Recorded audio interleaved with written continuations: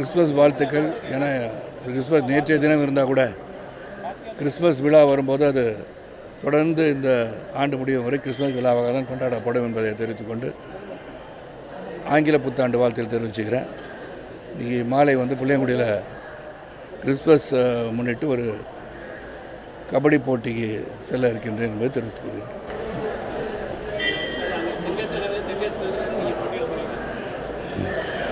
தேர்தல் அறிவிக்கப்பட்டு அதுக்கு முன்னாடி மாநில தலைவரெல்லாம் கலந்து ஆலோசித்து விட்டு அவங்க என்ன முடிவு எடுக்கிறாங்க தெரிஞ்சு எத்தனை இடத்தில் நமது பாரதிய ஜனதா கட்சி வேட்பாளர் நிறுத்தப் போகிறார் என்று தெரிந்த பிறகு அவங்க சொன்ன பிறகு அந்த முடிவு எடுப்பேன்.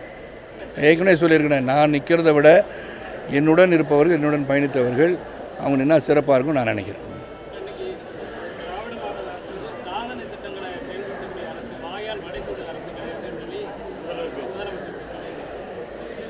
அவங்க அதை சொல்லிகிட்டே இருப்பாங்க.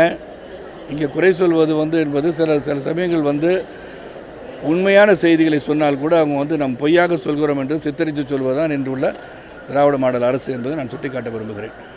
அதனால் இப்போ இங்கே மல்டி ஸ்பெஷாலிட்டி ஹாஸ்பிட்டல் கூட அவங்க மகப்பேறு ஹாஸ்பிட்டல் அவங்க அறிவிச்சுக்கிறாங்க. ஸோ இந்த மாதிரி இருக்கும்போது அவங்க செய்வது சரியா என்று மக்களே புரிந்து கொள்வார்கள் என்பதை நான் சொல்ல விரும்புகிறேன்.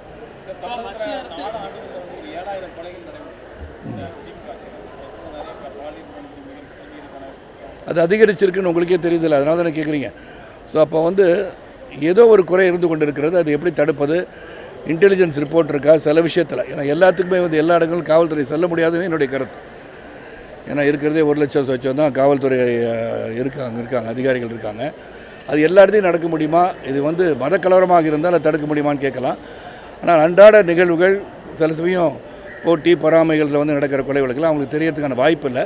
இருந்தாலும் அதிகரிப்பது போதையினால் இந்த பாலியல் வன்கொடுமை நடைபெறுகிறது. அந்த போதை கலாச்சாரம் அதிகமாகிடுச்சு நான் நினைக்கிறேன்.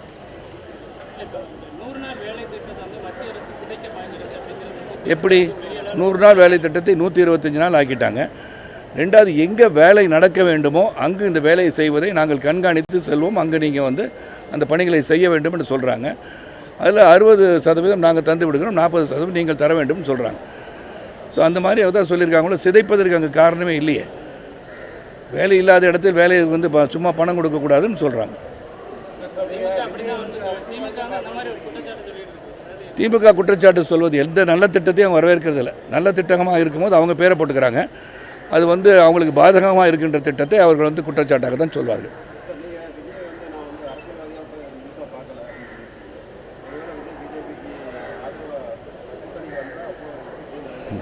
அரசியல் நான் பார்க்கலன்றது காரணம் முதல்ல புரிஞ்சுக்கணும். ஏன்னா விழாவரியாக எல்லாத்தையும் ஒரு கதை புக் எழுதுற மாதிரி சொல்ல முடியாது. ஏன்னா இன்னும் தேர்தலை சந்திக்காத ஒரு அரசியல் கட்சி இது ஜஸ்ட் கம் இன்டு த ஃபீல்டுன்னு சொல்லியிருக்கேன்.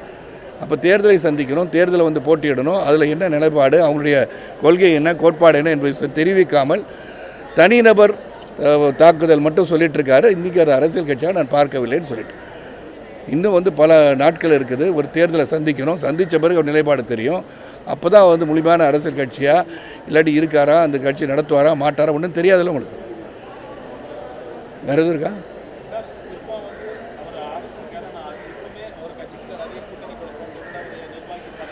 பார்த்து அஜித்தா கார் முன்னாடி நின்னாங்க. ஒரு மனிதாபிமான அடிப்படையில் நான் சொல்கிறேன். அது உட்கட்சி பிரச்சனையாக இருந்தால் கூட மனிதாபிமான அடிப்படையில் ஒரு காரை நிறுத்தி உங்களை பார்க்கணுன்னு சொல்லும்போது அதுவும் ஒரு பெண் அவங்க தான் நிற்கிறாங்க.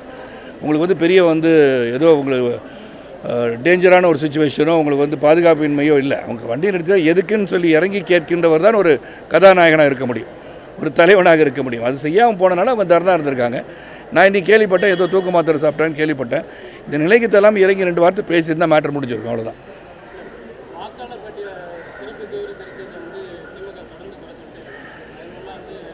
உங்களுக்கே தெரியும், பல ஆண்டுகளுக்கு முன்பு அது சீர் பண்ண பிறகு மறுபடியும் மறு ஆய்வு செய்ய வேண்டும் தான் சொல்லியிருக்காங்க. ஸ்பெஷல் இன்டென்சிவ் ரிவ்யூ பற்றி நம்ம முதல்ல புரிஞ்சுக்கணும். இப்போ எங்கள் வீட்டிலே சோதனை நடத்தியும் போது எங்கள் அம்மாவுக்கு இன்னும் வாக்குகள் இருப்பதை அதை ரிமூவ் பண்ணிவிட்டு என் பையனுக்கு வாக்கு இல்லை, இப்போ அவன் சேர்க்கப்படுகிறான். அப்போ அதில் எந்த விதத்தில் தப்பு நடக்குதுன்றீங்க எனக்கே புரியல. ஸோ அந்த அடிப்படையில் தான் நியாயமாக நடக்க வேண்டியதை செய்வது சீர்திருத்தம் கிளியராக சொல்லிட்டாங்க. இன்டென்சிவ் ரிவ்யூ தான் சொல்லியிருக்காங்க, அதை பண்ணியிருக்காங்க, சிறப்பாக செஞ்சுருக்காங்க.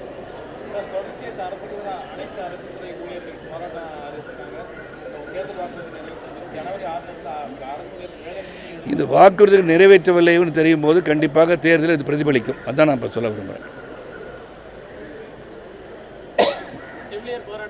அதான் போராட்டத்தை வந்து வாபஸ் வாங்கிட்டாங்க. ஏன்னா அவங்க வந்து அந்த போராடியதுக்கு காரணமே அவங்களுக்கு வந்து ஏற்கனவே இருப்பவர்களுடன் சமமாக தங்களுக்கு ஊதியம் கிடைப்பதில்லை, நாங்கள் கோவிட் நேரத்தில் சிறப்பாக பணிபுரிந்திருக்கிறோம் என்று சொல்லியிருக்காங்க. அதை வந்து அரசு கவனத்திற்கு கொண்டு அதை வந்து சீர் செய்ய வேண்டும் என்று கேட்டுக்கொள்கின்றேன்.